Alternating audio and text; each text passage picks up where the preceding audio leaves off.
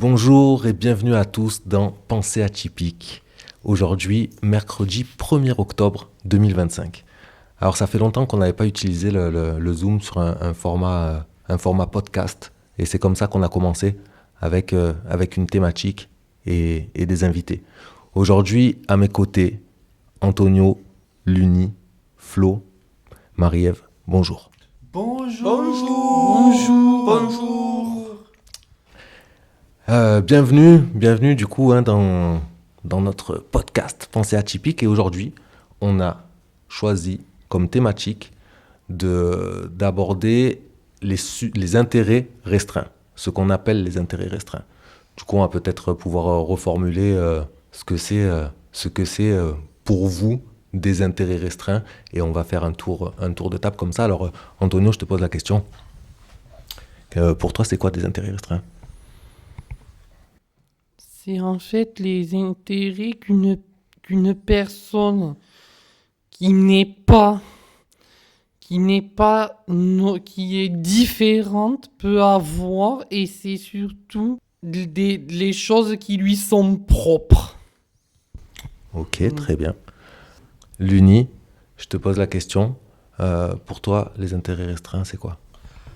Bien, tout simplement des passions, c'est-à-dire des intérêts, bien comme son nom l'indique, on l'entend dans par exemple le centre d'intérêt, des loisirs, des choses qui nous occupent tout en nous faisant du bien, et ça peut se transformer après en passion. Et après, des choses que l'on peut partager, des intérêts, ce sont des choses après que l'on peut partager avec des autres, et essayer de leur faire prendre plaisir également, d'échanger. Ok. Flo ? Un intérêt restreint, c'est là où il y a des impossibilités de ce que l'on souhaiterait acquérir ou obtenir et qu'on réalise que l'on y a du mal. D'accord. Bon, ça, c'est ta définition. Alors, je vais donner la mienne, du coup. Nous, les intérêts restreints, moi, c'est un terme professionnel, hein. Moi, c'est au travail que j'ai entendu ça. Et on nous dit que c'est, du coup, les personnes diagnostiquées TSA ont tendance à pouvoir avoir des intérêts restreints, c'est-à-dire des sujets qui sont propres à eux et dans lesquels ils peuvent avoir de grandes connaissances. Du coup, plus que la norme, ça peut être très divers, quoi. Ça peut être les jeans des années 70, et du coup, quelqu'un qui va connaître toutes les marques des jeans des années 70, tout leur toucher, tout ça. Ça peut être les bateaux, etc.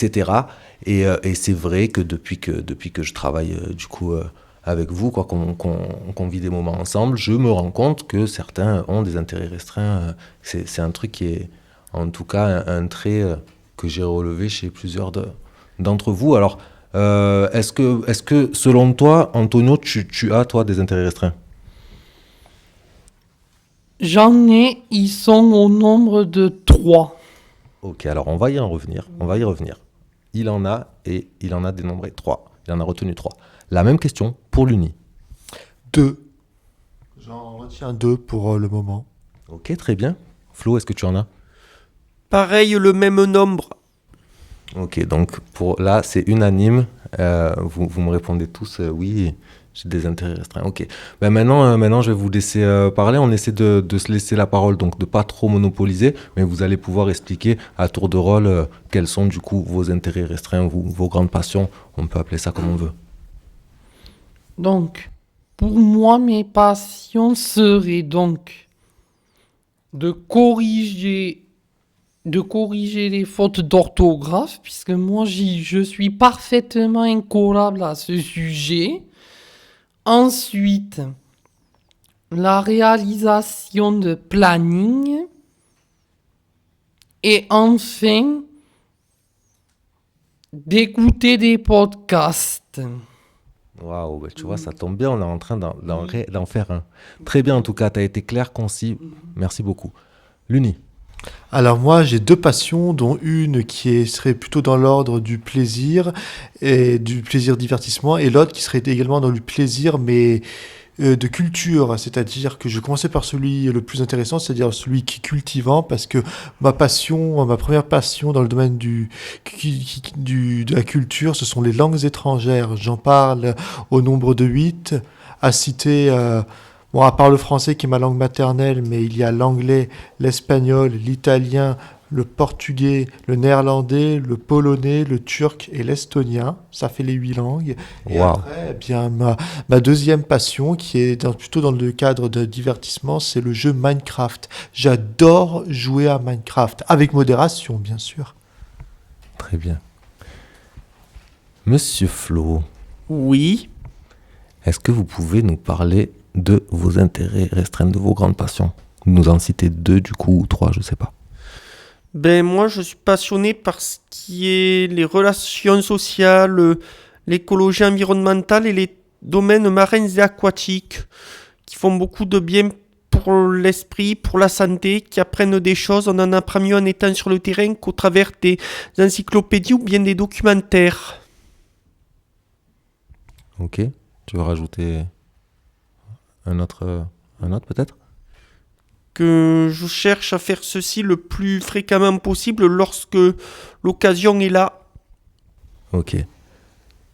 Bon, mais du coup, voilà, c'est vrai, là, vous venez de démontrer, du coup, que oui, vous en avez. On sent, quand vous en parlez, ben, qu'il y a un côté qui est au-delà de la moyenne, on va dire, parce que voilà, quand Antonio dit moi je suis incollable sur les fautes d'orthographe, je pense qu'il est réellement incollable et parce que c'est vraiment son intérêt à lui qu'il l'a surdéveloppé. Quand l'Uni nous dit qu'il parle les langues étrangères, ben, il n'en parle pas 2 ou 3, mais il en parle 7 et 8, excuse-moi. Et pareil pour Flo, hein, que je connais un peu, c'est vrai qu'il était vachement au courant du monde associatif et spécialement dans le domaine marin et tu as plein de connaissances là-dessus, plus que la moyenne, encore une fois. Par contre, alors ça c'est une chose, hein, c'est bien, puis surtout c'est une réalité, c'est comme ça. Et ce que j'aimerais moi qu'on gratte un petit peu là, dans le podcast, pour la fin de notre podcast, c'est est-ce que avoir ces intérêts-là qui vous prennent beaucoup de temps et qui sont un peu propres à vous, à chacun, est-ce que c'est un plus dans la vie de tous les jours pour communiquer, rencontrer des potes et tout ça? Est-ce que c'est un frein? Est-ce que c'est ni un plus ni un frein? Qu'on aille un petit peu dans cette direction. Est-ce que j'ai été suffisamment clair? Moi, je trouve que c'est plus souvent un plus parce que ça peut en fait apporter les mêmes choses à d'autres personnes qui auraient peut-être les mêmes passions communes à moi. Et du coup, toi, tu as rencontré des garçons de ton âge qui avaient la même passion pour les fautes d'orthographe et la correction ou pas? J'en ai vu beaucoup qui avaient la même passion que moi, puisqu'ils ne supportaient pas en voir de fautes. Ok, super. L'Uni, comment est-ce que pour la vie au quotidien, pour se faire des amis et tout, avoir ces passions qui sont pour toi Minecraft et les langues, comment tu le ressens?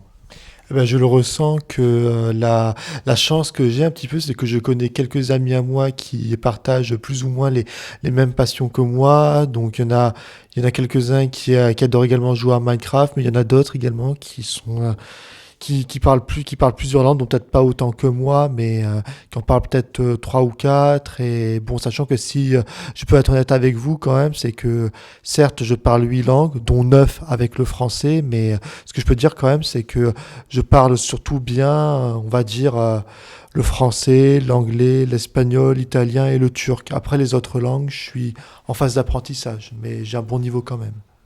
Ok, donc, et pour finir, ce sera la dernière question, le mot de la fin. Au final, ce qu'on qualifie d'intérêt restreint, vos passions en tout cas, ont plus, jusqu'à présent, été un plus pour la sociabilisation et pour rencontrer des gens? Oui, c'est exactement ça dans l'ensemble. Et puis s'intéresser, porter son aide. Ok, très bien.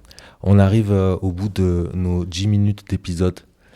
Merci beaucoup. Merci aussi à Marie-Ève pour toute la partie technique parce qu'on ne l'a pas entendu, mais elle est là, elle a veillé à ce que l'enregistrement se passe de façon optimale.